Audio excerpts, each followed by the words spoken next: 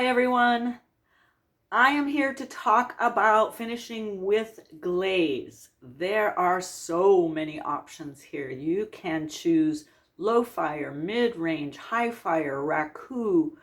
If you have the options, salt firing, sagger, horsehair, wood fire, many choices, as well as unfired finishes, which I am going to talk about in a future section.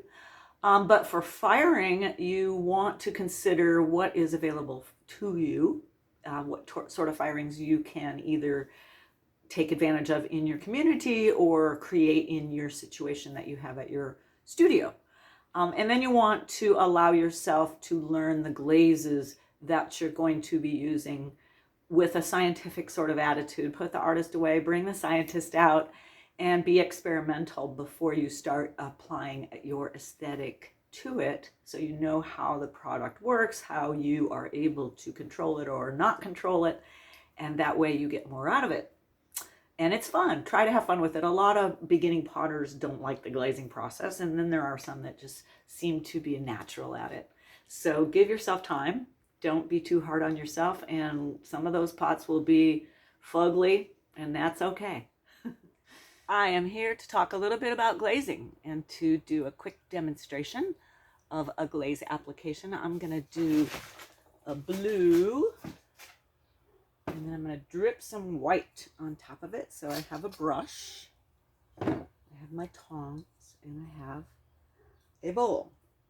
This, believe it or not, is going to be blue. And quite often when we glaze pottery, we do it by dipping. So I'm going to mix this glaze up. It's kind of in the consistency of chocolate milk or cream.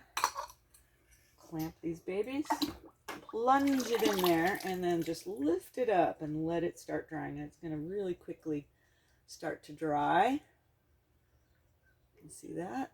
So I'm going to set it down. I'll actually set it right here.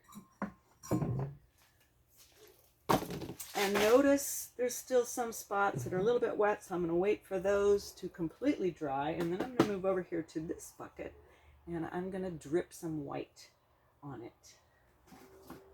Before I do any application at all, I am going to stir completely.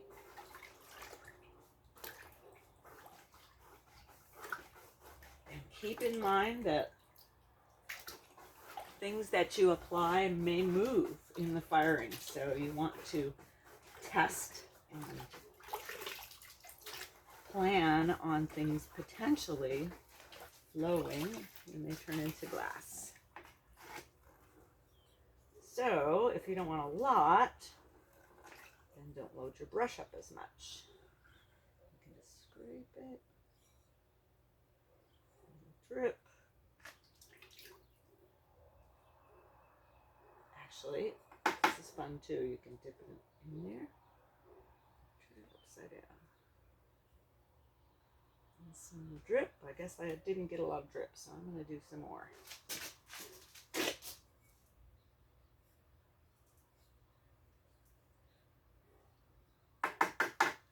So you can paint designs. Sometimes they change. This one is going to be clean on the bottom. And that is a very quick glaze application. Some of our glazes and some of the glazes that a lot of artists use are brushed on completely, not in a bucket, but in a small container. And quite often in home studios, that's what you do. So you learn how to apply heavily by coating it multiple times and applying it generously. Happy glazing!